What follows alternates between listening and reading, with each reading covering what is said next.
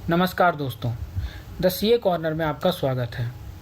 मैं एक chartered accountant हूं और आज इस चैनल पर हम बात करेंगे ITR-1 फाइलिंग के बारे में, एकदम step by step simple language में। अगर आप सैलरीड हैं, पहली बार ITR फाइल कर रहे हैं या बस एक बार पूरा प्रोसेस समझना चाहते हैं तो यह वीडियो आपके लिए ही है। तो चलिए शुरू करते हैं, बिल्कुल सीधा और सिंपल। लेकिन पहले एक इम्पोर्टेंट सवाल, क्या आप जानते हैं कि अगर ITR टाइम पर फाइल नहीं की तो 5,000 तक पेनल्टी लग सकती है, और अगर इनकम टैक्स डिपार्टमेंट का नोटिस आया तो आपको पता भी नहीं होगा क्यों आया। सिर्फ इतना ही नहीं, अगर आप होम लोन लेना चाहते हैं, कार लोन चाहिए या वीज़ा अप्लाई करना है, बैंक्स और एम्बेसी सबसे पहले आपके ITR ही मांगती हैं। और सबसे दुख वाली बात यह है कि अगर आपका शेयर मार्केट में कोई लॉस हुआ है या प्रॉपर्टी सेल की है, वो लॉस भी आप आगे कैरी फॉरवर्ड नहीं कर पाएंगे अगर आपने अपनी ITR फाइल ना की हो तो भाई ITR फाइल करना सिर्फ एक फॉर्मेलिटी नहीं है, ये आपकी फाइनेंशियल आइडेंटिटी भी है। आज इस वीडियो में हम ये सब अवॉइड करना सीखेंगे और ITR-1 का पूरा प्रोसेस मैं आपको इतना सिंपल करके दिखाऊंगा कि आप खुद घर बैठे इसे फाइल कर सकेंगे। तो चलिए आगे बढ़ते हुए देखते हैं ITR-1 होता क्या है। सबसे पहले बेसिक सवाल यह है कि ITR-1 क्या होता है। ITR-1 जिसे सहज भी कहते हैं, यह इनकम टैक्स का सबसे सिंपल फॉर्म है। सहज मतलब आसान।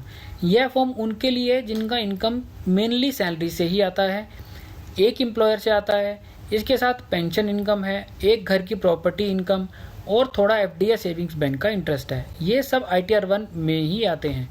अब सवाल यह है कि ITR-1 किसे नहीं भरना चाहिए। अगर आपका बिजनेस इनकम है तो ITR-3 या 4 यूज़ करना है।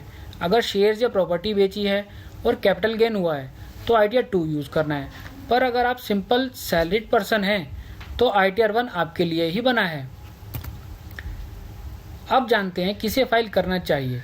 अब यह समझते हैं ITR फाइल करना कब मैंडेटरी है और कब रिकमेंडेड। मैंडेटरी तब है, मतलब कानून के हिसाब से ज़रूरी फाइल करना है अगर आपकी इनकम 2.5 लाख से ज़्यादा है और आप 60 साल से कम एज के हैं। सीनियर सिटीजन के लिए यह लिमिट 3 लाख है और सुपर सीनियर सिटीजन जो कि 80 साल या उससे ऊपर के हैं उनके लिए यह लिमिट 5 लाख है। इसके अलावा अगर आपने TDS काटा है, आपका TDS कटा है और रिफ़ंड चाहिए तो बिना इसके फाइल करे आप वह रिफ़ंड नहीं क्लेम कर सकते। अब रिकमेंडेड वाली बात, ये वो लोग हैं जिनके लिए मैंडेटरी नहीं है पर फाइल करना बहुत फ़ायदेमंद है। होम लोन लेना हो, वीज़ा चाहिए हो या सिंपली अपना फाइनेंशियल रिकॉर्ड मेंटेन करना हो, ITR बहुत काम आती है। सिंपल रूल यही याद रखना है, अगर इनकम है तो फाइल करनी ही करनी है विदाउट एनी एक्सक्यूज़। अब जान लेते हैं डॉक्यूमेंट्स जो कि हमें रिक्वायर्ड होंगे ITR फाइल करने के लिए। फाइलिंग शुरू करने से पहले ये डॉक्यूमेंट्स रेडी रखने हैं। मैं एक एक करके आपको एक्सप्लेन कर देता हूँ। पहला है पैन कार्ड। यह तो होना ही चाहिए क्योंकि यही आपका लॉगिन ID बनेगा IT पोर्टल पर। दूसरा आधार कार्ड, और यह भी ध्यान रखना है कि यह पैन से लिंक भी होना चाहिए। अगर नहीं है तो पहले हमें यह पैन से लिंक कर लेना चाहिए। इसके लिए मैं आपको एक अलग से वीडियो बना के सिखा दूंगा। अगला है फॉर्म 16। यह आपका एम्प्लॉयर आपको देगा। इसके पार्ट A और पार्ट B आपके पास दोनों रहने चाहिए। अगर एम्प्लॉयर ने नहीं दिया है तो आपका हक है ये उनसे मांगना और उनकी जिम्मेदारी है ये आपको देना। नेक्स्ट है फॉर्म 26AS, और 26AS के साथ साथ आपको AIS भी चाहिए। ये IT पोर्टल से डाउनलोड किया जाता है। इसमें आपकी सारी इनकम और TDS की डिटेल्स होती हैं। मैं आगे शो करूँगा कैसे डाउनलोड करना है। पाँचवा, अगर होम लोन है तो बैंक का इंटरेस्ट सर्टिफिकेट भी आपको लेना चाहिए। छठा, ATC और ATD के प्रूफ्स, LIC की रिसीट्स, PPF की पासबुक्स, हेल्थ इंश्योरेंस के रिकॉर्ड्स, यह सब आपको मेंटेन करने चाहिए। और लास्ट में बैंक अकाउंट और उसके IFSC डिटेल्स, जहां रिफंड आएगा अगर कोई हुआ तो। यह सब एक फोल्डर में रखें, फिजिकल हो या डिजिटल, और फिर फाइलिंग की शुरुआत करें। अब यहाँ से फाइलिंग की शुरुआत करते हैं। स्टेप 1 है पोर्टल पर जाना। अब एक्चुअल फाइलिंग शुरू करते हैं। स्टेप 1 में आइए, ब्राउज़र खोलिए, क्रोम या एज, और टाइप करिए incometax.gov.in। ये ऑफिशियल गवर्नमेंट वेबसाइट है, कोई और वेबसाइट यूज़ नहीं करनी। होम पेज पर ऊपर राइट साइड में लॉगिन बटन आएगा, वहाँ क्लिक करिए। यूज़र ID में अपना पैन नंबर डालिए जो कि 10 डिजिट का नंबर है। कंटिन्यू करिए। पासवर्ड डालिए। अगर आप पासवर्ड भूल चुके हैं तो फॉरगेट पासवर्ड के जरिए आप इसे रिट्रीव भी कर सकते हैं। यह बहुत आसान और सिंपल स्टेप है। इसमें आधार OTP के थ्रू आप अपना पासवर्ड रीसेट कर सकते हैं। पासवर्ड रीसेट होने के बाद लॉगिन करिए, एक OTP आएगा रजिस्टर्ड मोबाइल नंबर पर, उसे एंटर करिए और आपका डैशबोर्ड ओपन हो जाएगा। अब आप सक्सेसफुली लॉग्ड इन हैं। ITR फाइलिंग की शुरुआत करनी है। नेक्स्ट स्टेप में डैशबोर्ड पर आने के बाद ऊपर मेन्यू में ई फाइलिंग पर क्लिक करिए। वहाँ ड्रॉप डाउन में इनकम टैक्स रिटर्न्स आएगा, उसमें file income tax return select करिए। अब एक important step, assessment year select करना है। अगर आप 25-26 की इनकम टैक्स की रिटर्न फाइल करने जा रहे हैं तो आपका असेसमेंट ईयर 26-27 रहना है। आपको यह ध्यान रखना है कि इनकम टैक्स का असेसमेंट ईयर और जिस ईयर की इनकम आप फाइल कर रहे हैं वो बहुत ध्यान से सेलेक्ट करना है। यहाँ गलती नहीं करनी, क्योंकि यह सबसे कॉमन मिस्टेक है जिसे हमें अवॉइड करना है। मोड में ऑनलाइन सेलेक्ट करना है, यही ऑप्शन आसान है, सब कुछ ब्राउज़र में ही हो जाएगा और आपको कोई मैनुअल फॉर्म डाउनलोड नहीं करना पड़ेगा। स्टार्ट न्यू फाइलिंग पर क्लिक करिए और स्टेटस में इंडिविजुअल सेलेक्ट करिए और आगे कंटिन्यू करिए। ITR 1 फॉर्म सेलेक्ट करना है। नेक्स्ट स्टेप में अब पोर्टल आपको कुछ क्वेश्चंस पूछेगा। इनकम के टाइप के हिसाब से इनकम टैक्स डिपार्टमेंट ने ऑलरेडी एक pre defined set of questions decide किए हुए हैं जो कि आपसे पूछे जाते हैं। अगर आप सैलरीड हैं और इनकम 50 लाख से कम है, पोर्टल खुद ही ITR 1 रिकमेंड कर देगा। ITR 1 सेलेक्ट करिए, प्रोसीड विद ITR 1 पर क्लिक करिए। यहाँ एक चेकलिस्ट आएगी, चेकलिस्ट को कंफर्म करिए कि आपकी सिचुएशन के हिसाब से ITR 1 आपके लिए एप्लीकेबल है। हम ऑलरेडी स्लाइड 3 में ये कवर कर चुके हैं, तो कॉन्फिडेंटली टिक करके आगे प्रोसीड करिए। पर्सनल डिटेल्स को वेरीफाई कर लीजिए। अब आपके सामने पर्सनल डिटेल्स का सेक्शन आएगा। नाम, डेट ऑफ बर्थ, आधार, ये सब ऑलरेडी प्री फिल्ड ही आपको मिलेंगे। आपको सिर्फ वेरीफाई करना है। कुछ भी रॉन्ग लगे तो वहाँ उसको आप एडिट करके करेक्ट कर सकते हैं। सबसे इम्पोर्टेंट बात यह ध्यान रखनी है कि बैंक अकाउंट की डिटेल्स को चेक करना है। रिफ़ंड अगर आना है और बैंक डिटेल्स सही नहीं हुई तो आपका रिफ़ंड बाउंस बैक करेगा और आपके अकाउंट में क्रेडिट नहीं हो पाएगा। इसीलिए अकाउंट को प्री वैलिडेट करना बहुत ज़रूरी है। मोबाइल नंबर और ईमेल भी वेरीफाई करिए। कम्युनिकेशंस जो भी होंगे आपके इन्हीं पर आएंगे। अब आगे कंटिन्यू करिए। इनकम की डिटेल्स भरनी है। यह सबसे इम्पोर्टेंट सेक्शन है जहां आपको अपनी इनकम डिटेल्स को फिल करना है। आजकल पोर्टल AIS और फॉर्म 26AS से ऑटोमेटिकली डेटा पुल करता है, प्री फिल डेटा कर देता है। आपको सिंपली वेरीफाई करना है कि जो डेटा आया है वो सही है या नहीं। Gross salary form 16 part B से चेक करिए।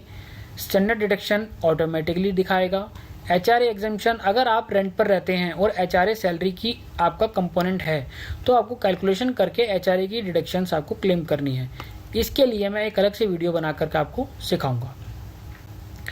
FD और सेविंग्स अकाउंट का इंटरेस्ट यह डिक्लेयर करना भी बहुत ज़रूरी है, क्योंकि अगर आपके 26AS में बैंक ने TDS काटा है तो यह आपके 26AS में ज़रूर रिफ्लेक्ट करेगा और वहाँ से आपको पिक करके ये अपने 26AS के थ्रू आपको लेते हुए इनकम टैक्स के फॉर्म में फिल करना है। आगे कंटिन्यू करना है। अब डिडक्शन एंटर करिए। अब आता है मेरा फेवरेट सेक्शन जो कि है डिडक्शंस। यहाँ आप अपना टैक्स बचाते हैं, वो भी लीगली। सेक्शन 80C ये सबसे पॉपुलर डिडक्शन है, जहाँ की आप PPF, LIC premium, ELSS mutual fund, EPF contribution, home loan principal, बच्चों की ट्यूशन फीस, ये सब 80C में आप क्लेम कर सकते हैं। इसकी मैक्सिमम लिमिट 1.5 लाख रुपए है। Section 80D health insurance premium के लिए यूज़ किया जाता है, जहां आप अपना और अपनी फैमिली का प्रीमियम डिडक्शन के तौर पर क्लेम कर सकते हैं। और अगर आपके फैमिली में कोई सीनियर सिटीजन है और उनका आपने प्रीमियम पे किया है तो उनके लिए 50,000 की डिडक्शन आपको अलग से मिल जाती है। नेक्स्ट है सेक्शन 80TTA। यह सेविंग्स बैंक पर मिलने वाले इंटरेस्ट से रिलेटेड है, जहां आपको अगर सेविंग बैंक के इंटरेस्ट की फिगर में 10,000 की डिडक्शन क्लेम करनी है। अगर आपका total interest savings bank account पर 10,000 से कम है तो वो पूरी डिडक्शन आपको मिल जाएगी, और अगर ये 10,000 से ज़्यादा है तो आपको 10,000 रुपये तक की डिडक्शन यह सेक्शन प्रोवाइड करा देगा। नेक्स्ट है सेक्शन 24B। यह अगर होम लोन लिया है तो इंटरेस्ट कंपोनेंट में 2 लाख रुपए तक का डिडक्शन मिल सकता है। Next is NPS contribution which is under 80CCD 1B। इसमें आपको 50,000 की डिडक्शन अलग से मिलती है। यह 80C के अलावा आप क्लेम कर सकते हैं। यह पूरा फ़ायदे की बात है कि आपको ATC की डिडक्शन 1.5 लाख की मिलेगी और यह ATCCD1B की 50,000 की डिडक्शन अलग से भी आप क्लेम कर सकते हैं। सब कुछ डिक्लेयर करना है और जो जो आप डिडक्शंस डिक्लेयर कर रहे हैं उन सब के प्रूफ आपको याद से रखने हैं, क्योंकि रिटर्न के साथ प्रूफ सबमिट नहीं होंगे पर स्क्रूटनी में अगर आया तो मांगे जा सकते हैं। नेक्स्ट स्टेप है टैक्स कंप्यूटेशन का। यह स्टेप बेसिकली ऑटोमेटिक ही होता है, पोर्टल खुद से कैलकुलेट करेगा, आपको कुछ नहीं करना, सिर्फ समझना और चेक करना है। पोर्टल ग्रॉस इनकम लेगा, उसमें से आपकी डिडक्शंस घटाएगा और टैक्सेबल इनकम निकालेगा। उस टैक्सेबल इनकम पर एप्लीकेबल टैक्स स्लैब के हिसाब से जो भी टैक्स बनेगा वो कैलकुलेट करके शो होगा। अब एक इंपॉर्टेंट चीज़, सेक्शन 87A की रिबेट। अगर आपकी टैक्सेबल इनकम 7 लाख या कम है तो 25,000 तक का टैक्स माफ़ हो जाता है। यह न्यू टैक्स रेजिम में है। ओल्ड टैक्स रेजिम में यह लिमिट कुछ अलग है। काफ़ी लोगों को ये पता नहीं होता। इस कंप्यूटेड टैक्स में से जो TDS ऑलरेडी काटा जा चुका है, चाहे वो आपके एम्प्लॉयर ने काटा हो, चाहे वो बैंक ने इंटरेस्ट पे काटा हो, वह ऑलरेडी माइनस हो जाएगा और बैलेंस टैक्स आपको पे करना पड़ेगा। पोर्टल ये सब ऑटोमेटिकली दिखाएगा, आपको सिर्फ स्क्रीन पर रिजल्ट चेक करना है और आगे बढ़ना है। Next step is preview and submission. सब डिटेल्स एंटर आपने कर दी, अब सबमिट करने का टाइम आ गया।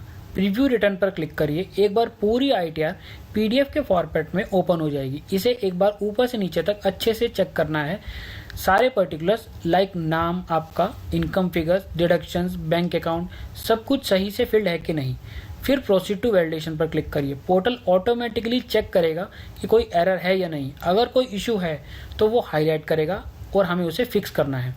और अगर सब सही हो गया है तो प्रोसीड टू वेरिफिकेशन पर क्लिक करके और सबमिट करिए। आपकी रिटर्न सबमिट हो जाएगी।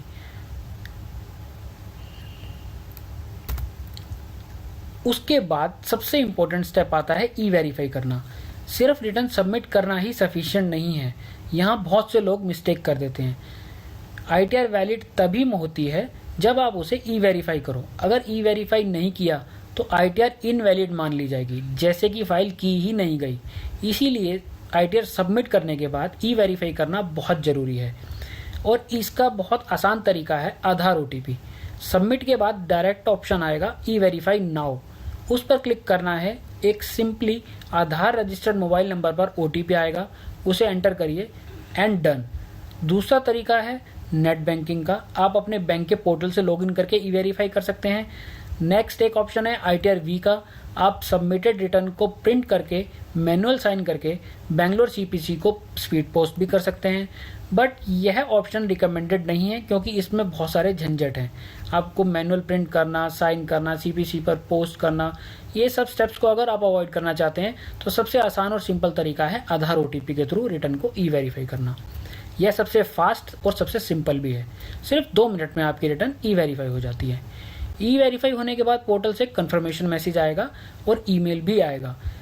यह मैसेज आने का मतलब है कि आपकी रिटर्न सक्सेसफुली सबमिट और E-वेरीफाइड हो चुकी है। अब जान लेते हैं कुछ कॉमन मिस्टेक्स के बारे में जिन्हें हमें अवॉइड करना है। Mistake number 1, wrong assessment year select करना। बहुत से लोग फाइनेंशियल ईयर को असेसमेंट की जगह सेलेक्ट कर लेते हैं, तो जो कि हमें अवॉइड करना है। ध्यान रखना है फाइनेंशियल ईयर 25-26 के लिए असेसमेंट ईयर 26-27 सेलेक्ट करना है। गलती नंबर 2, E-वेरीफाई ना करना। कई लोग सबमिट करने के बाद अपनी रिटर्न को E-वेरीफाई नहीं करते या भूल जाते हैं। इस प्रॉब्लम की वजह से सबमिट रिटर्न इनवैलिड मानी जाती है, इसलिए हमें अपनी रिटर्न को तुरंत E-वेरीफाई करना ध्यान रखना है। गलती नंबर 3, बैंक अकाउंट को प्री वैलिडेट ना करना। कई बार क्या होता है कि हमारी रिटर्न में रिफंड भी है बट वो हमें क्रेडिट नहीं मिल पाता। क्यों? क्योंकि हमारा बैंक अकाउंट प्री वैलिडेटेड नहीं है।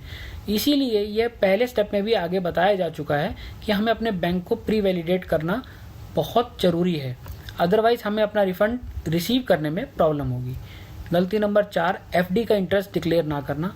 अगर आपका interest on FDR 26A statement में रिफ्लेक्ट कर रहा है तो यह आपको ज़रूर से इनकम टैक्स रिटर्न में फाइल करना चाहिए। गलती नंबर 5, इन्वेस्टमेंट प्रूफ्स को सेव नहीं करना। रिटर्न के साथ अटैच नहीं होंगे आपके प्रूफ्स, यह माना, लेकिन स्क्रूटनी में ये सब मांगे जा सकते हैं, इसलिए मिनिमम 6 ईयर्स तक आपको ये प्रूफ अपने पास फिजिकल या डिजिटल फॉर्म में सेव करके रखने हैं। आइए अब एक बार इसका क्विक रिकैप कर लेते हैं।